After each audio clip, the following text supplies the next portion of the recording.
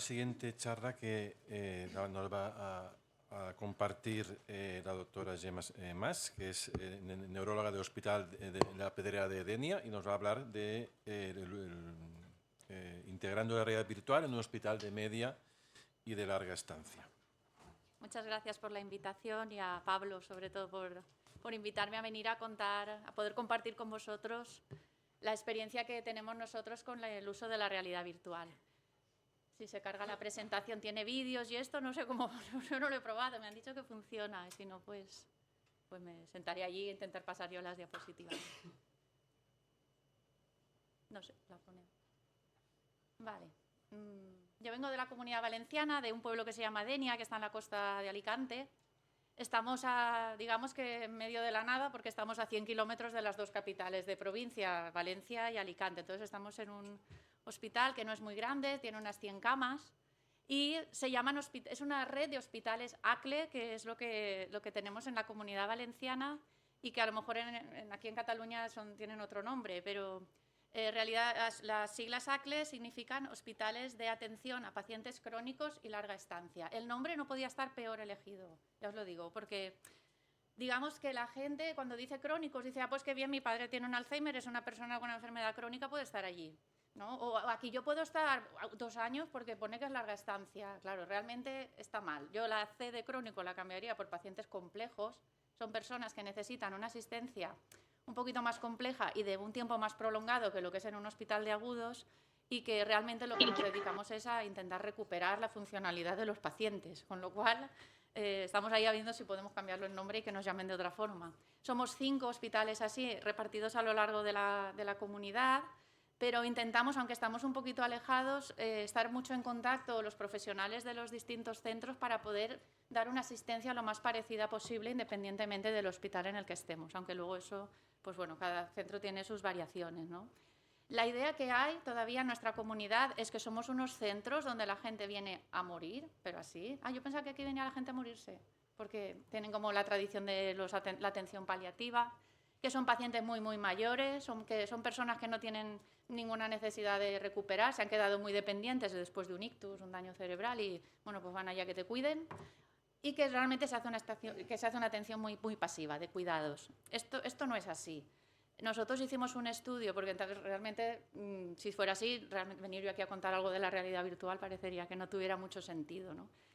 Realmente, en un estudio que hicimos nosotros de casi 1000 pacientes a lo largo de los años, no son pacientes tan mayores, de hecho, son más hombres que mujeres, eso sí, y la edad media de los varones es recién jubilados. O sea, esto que te jubilas, voy a desarrollar mi vida ahora, y ¡pam!, les da un ictus, por ejemplo, o tienen un politraumatismo, o tienen una infección severísima que acaba en la UCI y están meses y luego vienen con mucha debilidad post-UCI. La mayoría son, como veis ahí, pacientes que tienen un daño cerebral adquirido y algún tipo de necesidad de convalecencia prolongada, con lo cual somos hospitales muy enfocados sobre todo a la neurorehabilitación o a pacientes que necesitan una convalecencia. Digamos que 2 de cada 3 pacientes que vienen allí vienen a rehabilitarse, no vienen a cuidarse simplemente o a morir, como piensa la gente. Por lo tanto, la idea que queremos siempre nosotros transmitir cuando hablamos de nuestros centros es que somos centros muy orientados a fomentar la autonomía de las personas, y pensamos que somos entornos muy buenos para poder incluir innovaciones terapéuticas. Yo ya lo que son las nuevas tecnologías ya no las llamaría nuevas, es decir, esto ya está aquí, esto es preciso utilizar tecnología para asistir a los pacientes, ya se hace en todo, ¿no? Pero somos muy idóneos porque como están tiempo, 2, 3 meses ingresados, sí que puedes ver si la tecnología realmente está sirviendo o no y si el paciente se está beneficiando o no. Tú ves el día a día de la evolución del paciente de una forma muy cercana, ¿no? Y además, pues bueno, la realidad virtual, como yo os enseñaré, por lo menos en nuestro centro, tiene una aplicación muy, muy real. Somos un equipo de gente, por supuesto, un hospital donde hay médicos, enfermeras, médicos de guardia, no tenemos quirófanos, no tenemos urgencias, son pacientes únicamente ingresados. Y luego la parte de neurorehabilitación es la que, bueno, es el grueso del hospital, con un montón de profesionales que es a veces difícil coordinarnos todos, pero trabajamos en un espacio común y tenemos una comunicación, la verdad, es que muy directa. Al no ser un hospital muy grande, también es verdad que enseguida encuentras con quién hablar, en qué momento, y trabajamos bastante en equipo. hablando ya un poquito más sobre los tipos de realidad virtual en los que nosotros nos podemos mover y que tenemos que, a la hora de decidir si vamos a implantar la realidad virtual, tenemos que conocer qué cosas hay y tenemos que pensar de esas cosas cuáles van a ser las mejores para el tipo de pacientes que vamos a atender. Porque, bueno, no son gente joven, sí que vienen jóvenes, pero como hemos visto, pues 60 y pico años ya a lo mejor ya no están tan familiarizados con las tecnologías. Y luego son personas, la mayoría, con daño cerebral, donde tienes que tener muy en cuenta estos entornos virtuales, cómo les pueden afectar. Entonces, bueno, hay un tipo de realidad virtual, pues es este, ¿no? Es la pantalla convencional, la que conocemos de muchas aplicaciones, que la puedes tener en una tablet, en un móvil, y tú interaccionas pues con esa pantalla. Luego hay otro tipo que es la realidad aumentada. Esta es la que salió de los famosos Pokémon, que la gente, ¿no? Tú pones la pantalla de tu móvil y en tu entorno real aparece en tu pantalla pues un objeto que tienes que alcanzar. Esto también lo tenemos, es otro tipo de aplicación, pero bueno, interacciona, ¿no? Tiene una interacción donde se pone un objeto simulado sobre el entorno real. Luego hay otro tipo de realidad, a ver si esto se ve. Es una realidad mixta. Unos inoportunos puffins espaciales están a punto de irrumpir en tu sala. Atrapa tantos como puedas. Vale, esto lo que hace es mapear tu entorno, Vale. e Vamos a ver incluir qué la pasa realidad ahora. virtual interactuando con tu entorno, el que tú estás viendo. Entonces ya se rompe tu techo, ¿no? Entonces ya caen cosas sobre un objeto que tienes en tu habitación, no es algo que está volando o flotando, sino que está realmente cayendo y de repente pues te aparece esto en medio de tu habitación delante de ti, bueno, y de ahí luego empiezan a salir unos animales que tienes que disparar. Esto ya es un poquito más inmersivo, esto ya da un poquito de susto cuando lo usas, si alguno lo habéis usado, porque estás en tu cuarto y te empiezan a aparecer cosas y entonces digamos que ya es diferente. Y de hecho luego ya tenemos lo que es la realidad totalmente inmersiva, que es cuando ya te ponen las gafas 3D y entonces ya tú estás en un entorno totalmente simulado. Tú puedes entrar en una habitación vacía, pero tú realmente luego estás en un entorno ficticio. Y esto es todavía mucho más impactante para la persona y esta prueba la hicimos con un terapeuta nuestro cuando tuvimos las gafas porque pusimos un juego que era de zombies. Daba miedo, ¿no? Y esto es una persona sana, ¿vale? Entonces ya, bueno, tú ya vas viendo cómo la persona rastrea, esto ya te puedes imaginar en un paciente, pues puede ser bueno. Pero claro, si te empiezan a aparecer cosas que te asustan, que al final te las quitas, porque la persona tiene miedo. Entonces, esto si lo vas a hacer con un paciente, a lo mejor esa persona no se las puede quitar o cree que no puede, se asusta y le creas un trauma. Con lo cual es importante saber qué vas a elegir cuando te vayan a ofrecer un tipo de tecnología de este tipo. Pero desde luego sí que hay que saber que son tecnologías que van a transformar nuestro entorno y van a dar una experiencia muy, muy real de inmersión en un mundo nuevo y que lo que te va a favorecer es que en el entorno, aunque sea impactante, es seguro y lo puedes incluso hasta personalizar, pues eso, ¿no? Con tu propia casa o tu propia habitación. Es muy motivador, eso sí que lo hemos observado. Permite sobre todo que una persona que está ingresada 3 meses en un centro, que no ve su casa, que no ve su pueblo, pues le puedas llevar a lugares donde no puede ir, ¿no? Incluso tú puedes simular que esté haciendo la compra en el supermercado, puedes practicar cosas que sabes que luego las va a necesitar y que ahí ya las puedes empezar a trabajar en tu centro sin salir de allí y te permite repetir, si te equivocas no pasa nada, si has hecho una compra en un supermercado y te has equivocado no pasa nada, mañana vuelves a ir y hace que la gente se adhiera al tratamiento. Y luego hemos tenido otro grupo de pacientes donde también hemos observado, y luego os contaré, el bienestar emocional que les ha supuesto el uso de la realidad virtual. Sí que, no sé si todos tenéis en vuestro centro terapias de este tipo, pero a la hora de elegir es muy importante, por ejemplo, que la herramienta te dé un feedback. O sea, que le vaya dando al paciente ese feedback de muy bien, lo estás haciendo muy bien, sigue así, sobre todo motivador, no lo has hecho mal, sino siempre son feedbacks positivos, porque eso refuerza la ganancia, la satisfacción del paciente. Luego es importante que el sistema autorregule la dificultad. Eso es buenísimo, porque si una persona está haciendo muy bien la terapia y lo hace es demasiado fácil, el sistema mismo va a aumentar el nivel 2. Muy bien, lo has hecho muy bien, con 3 ejercicios, lo has hecho muy bien, te paso al nivel 3. Pues te he subido de nivel y la gente también se motiva. Entonces eso es bueno, que lo puedas ir, que se vaya modificando. Y luego que también puedas regular, que no sea un ejercicio estático, que dices, vale, te van a salir unas bolas y ya está. Que tú puedas decir, quiero que salgan todas por la derecha, porque tiene una negligencia, o quiero que me salgan bolas más lejos o más cerca, o que lo puedas hacer de pie o sentado. Todo eso también es bueno que un único ejercicio te permita ser flexible a la hora de elegir qué estímulos le vas a poner a la persona. Esto es una serie de precauciones que hay que tener, porque, como decía Luis, es verdad que hay personas que les provoca mareo, lo llaman cibersignet, porque queda así guay, como es así todo muy tecnológico, pues ponen muchas palabras en inglés. El cibersignet es simplemente que tú estás viendo que te mueves, pero tu cuerpo no está percibiendo las fuerzas de gravedad del movimiento, con lo cual hay una disonancia en el cerebro que dice aquí, ¿qué pasa? Yo veo que me muevo, pero realmente estoy quieto. Entonces, puede generar una especie de mareo y sobre todo se aconseja que no se alargue el uso 3 horas, porque no se toleran. Media hora, 3/4 ya va bien. Ha mejorado mucho, eso es verdad, que antes era muchísimo más cansado el tener las gafas que ahora que han mejorado mucho los programas. Parece ser que dicen que las mujeres somos más sensibles a esto, puede ser. Bueno, mi compañero he visto que era un hombre y también estaba un poquito afectado. Dicen que en algunos ejercicios hay que tener cuidado en epilépticos que son fotosensibles porque algunas pueden tener luces parpadeantes y esto es bueno tener la precaución simplemente. Y algunos pacientes, pues claro, pueden percibir realmente sensaciones de angustia, de estrés y hay que elegir muy bien qué ejercicio les vas a poner. Esta sensación de angustia en personas... Voy a poner a mi compañera Teresa, que es la terapeuta ocupacional, cuando le pusimos pues también un ejercicio... Bueno, no son los ejercicios que te ponen en el Reametrix, por ejemplo, sino que son gafas de realidad con una visión también era de zombies, no me acuerdo qué era, pero cómo puede generar reacciones. Claro, es como... No, pero esto es importante, porque si tú tienes una persona que la tienes con las gafas, no te puedes ir y tocarle la espalda, porque es que entonces se pega un susto, ¿no? Da un rebote que... Entonces hay que ir con mucho cuidado cuando tengas a alguien metido en la realidad esta, porque puedes así también afectar, ¿no? Entonces, bueno, hablando un poquito de evidencia en ictus, sí que se han hecho estudios de Cochrane, que con más de 7.000 pacientes, pues sí que se vieron ya mejorías en velocidad de marcha, en equilibrio y sobre todo en la rehabilitación de miembros superiores. Es donde más evidencia tenía la realidad virtual y con muy poquitos efectos secundarios, como veis ahí. Y lo que es el miembro superior, de una revisión que se hizo de todas las técnicas que puedes tener para rehabilitar el miembro superior, realmente estas eran las que se vieron más beneficiosas y la realidad virtual era una de ellas. Con lo cual, pues bueno, pues una terapia que si los que trabajan en daño cerebral o en neurorehabilitación pues pueden pensar que sí.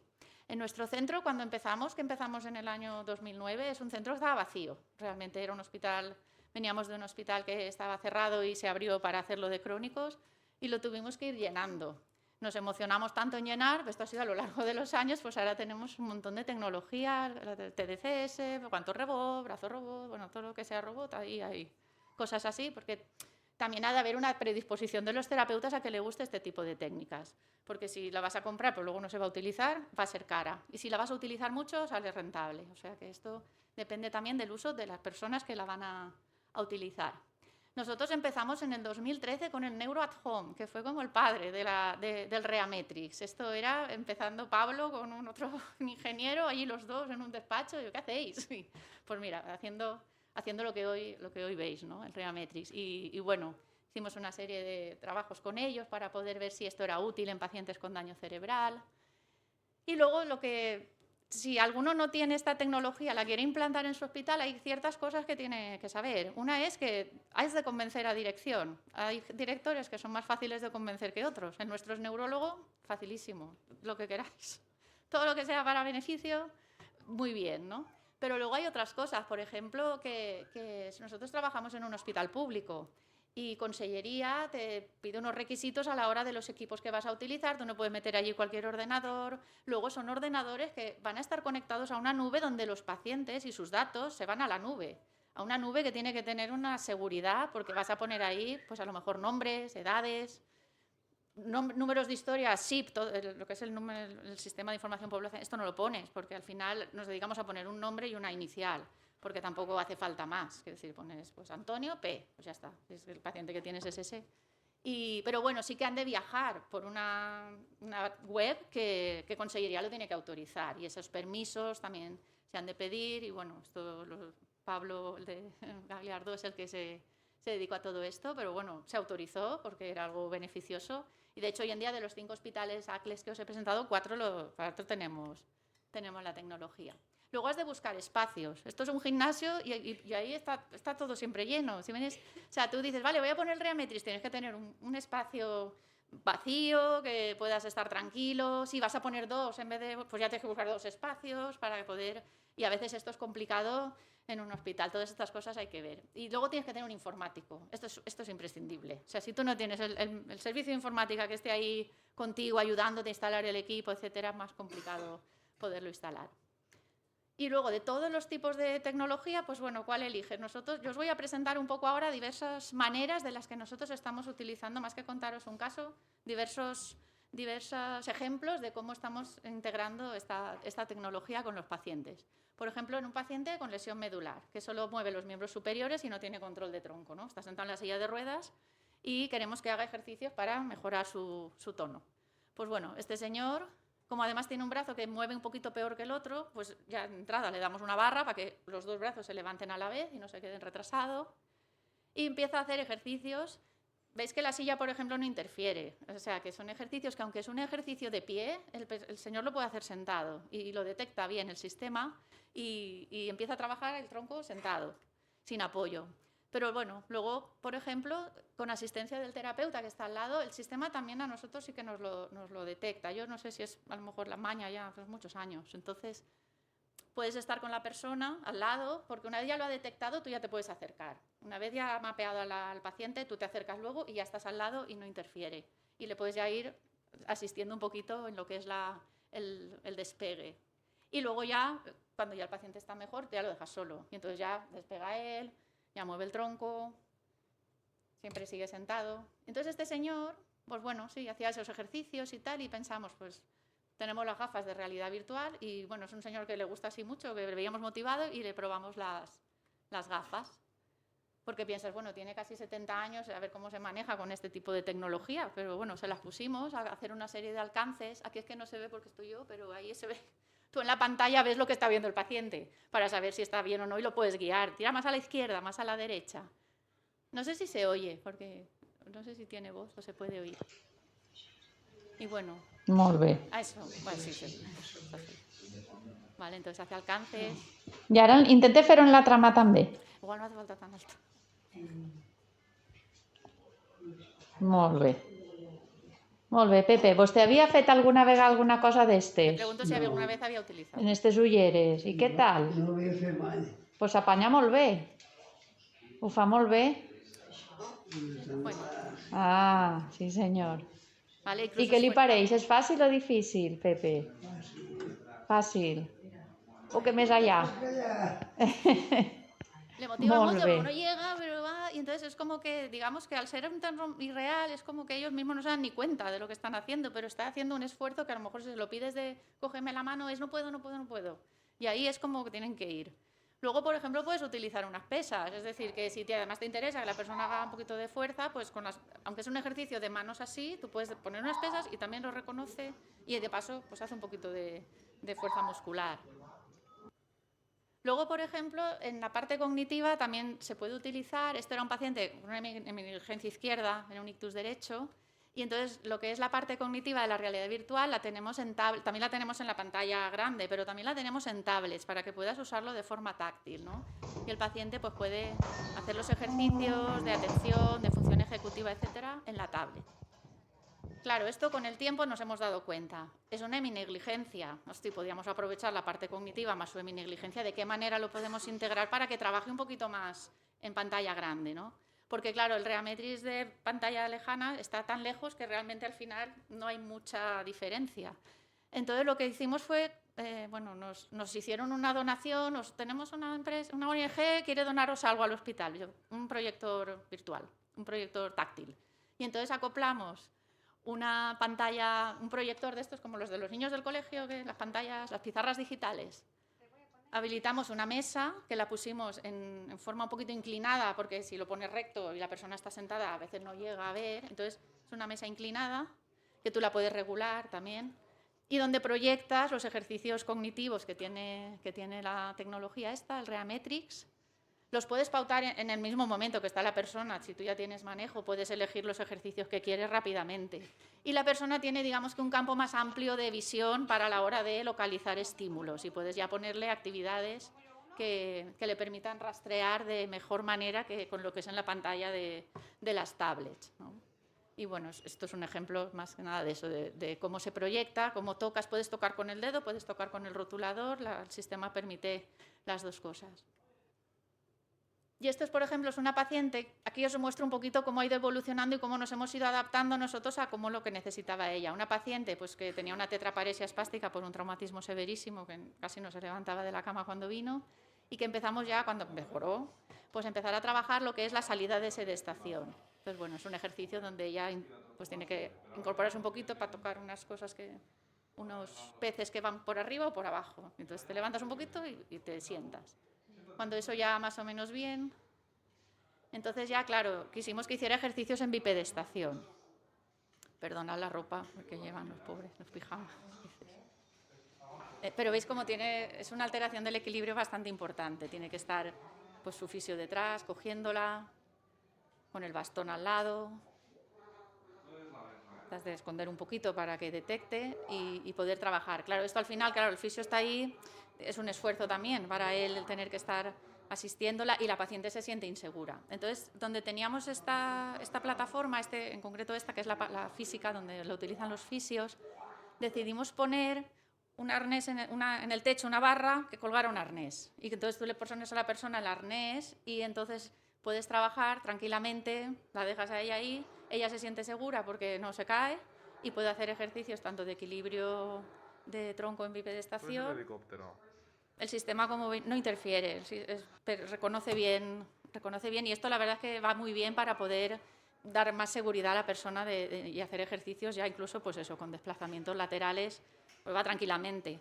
Eso era casi al día siguiente, me parece, de empezar a trabajar con ella, como habéis visto, ¿no? Que se iba para atrás. Y bueno, y ya cuando ya mejora, pues es la misma paciente, pues entonces ya la pone sola.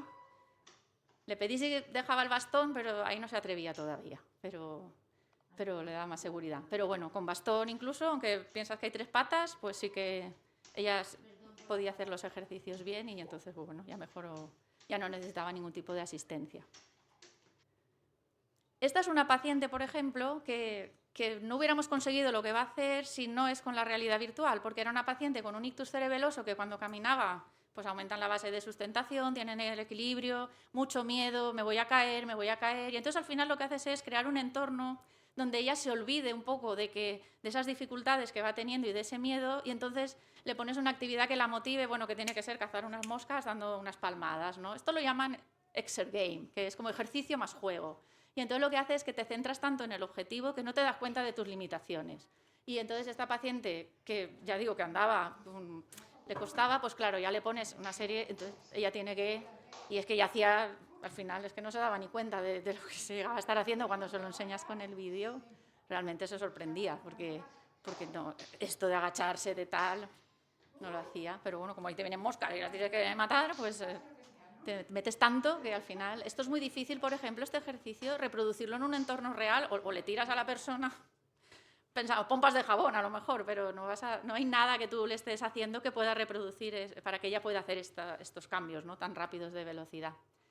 Y este es otro caso que tuvimos muy, muy interesante porque era un paciente joven de 25 años que vino con una mínima conciencia. Un estado de mínima conciencia, sabéis que es cuando no hay casi interacción con el entorno, había sido un traumatismo. Y le habían amputado la pierna porque había sido un accidente de tráfico. ¿Qué pasa? Que mejoró su estado de conciencia, mejoró el nivel de alerta, consiguió interactuar y podíamos trabajar con él. Y no tenía la pierna derecha. Había dudas de si algún día a lo mejor se podría poner de pie y protetizar, pero sí pensamos que si realmente eso podía llegar, era bueno que su cerebro conservara la representación cortical de la pierna que le habían amputado y a la hora de protetizar fuera más fácil para él, porque su cerebro, digamos, que estaría habituado. Bueno, pues cogimos un tubo de cartón, le pusimos su zapatilla, su calcetín y le pusimos un ejercicio de fútbol, que era lo que a él le gustaba hacer. Y entonces, pues sí, conseguimos que el sistema es la pierna derecha a la que le pusimos ese tubo de cartón y él, pues a lo mejor tú le dices que mueva y él no le ve ningún objetivo, pero como era una pelota que viene, que le has de dar una patada, pues ahí ya lo mismo, te olvidas de que están diciendo que trabajes un muñón y él estaba pues dando patadas al balón. Y bueno, era un ejemplo que quería ponerte cómo pues eso, puedes aplicar esta tecnología e introducirla en otras cosas, ¿no? Que tienes otro objetivo, que no es tanto el rehabilitar la pierna, sino algo más. De hecho, lo pudimos protetizar y al final sí que se fue caminando con una prótesis, o sea que muy bien. Y esta es otra aplicación que hemos utilizado con las gafas de realidad virtual, que es en pacientes paliativos. Lo que observamos es, ingresa un paliativo que a lo mejor tiene por delante 1 mes, 2 meses de vida, pero no se puede atender en casa porque no hay familia o porque los síntomas no están bien controlados. Y claro, pasan muchas horas en el hospital, pueden pasar, pues nos pasan todo el día realmente. Entonces creamos un programa que se llamaba TOPAL, era terapia ocupacional en pacientes paliativos. Pensamos que eran pacientes que se beneficiaban de bajar a terapias y lo que se hacía era una entrevista, se les preguntaba por sus motivaciones, qué es lo que le gustaba, qué es a lo mejor dónde le hubiera gustado ir en su vida porque ahora ya no iba a poder, y se ponían las gafas de realidad virtual y viajaban por el mundo. Y todos pues hablaban del beneficio que les había supuesto el poder haber tenido estas experiencias que aún sin poder viajar pues podían estar en entornos o en su pueblo incluso. Hay gente, bueno, hay muchos vídeos en YouTube que el pueblo tal puedes visitar, ¿no? Entonces, pues bueno, pues he visto la montaña tal y bueno, fue también una experiencia bonita y que bueno, que ahora sigue, ¿no? Sobre todo, en temas de lo que es la rehabilitación virtual, lo más importante, bueno, sobre todo que la herramienta se adapte a nosotros. La herramienta está muy bien y ofrece muchas posibilidades, pero también tiene que ser que se adapte a lo que tú necesitas y no que el paciente sea el que se tenga que esforzar para hacerlo bien para la herramienta. Igual que el terapeuta tiene que guiar, pero la tecnología es la que le va a acompañar, pero es el terapeuta siempre el que tiene que decidir qué va a hacer. Por eso digo que es tan importante que si vas a introducir tecnología, la gente que la tenga que usar la use y le guste. Si alguien dice, no, yo no soy de máquinas, pues o le convences o a lo mejor se va a quedar aparcado en un rincón. Luego es verdad que lo que se comentaba, ¿no? Si tú tienes el foco más en la tarea y no tanto en tus déficits, tú aprendes. Al final el movimiento va a venir solo y el aprendizaje va a venir solo.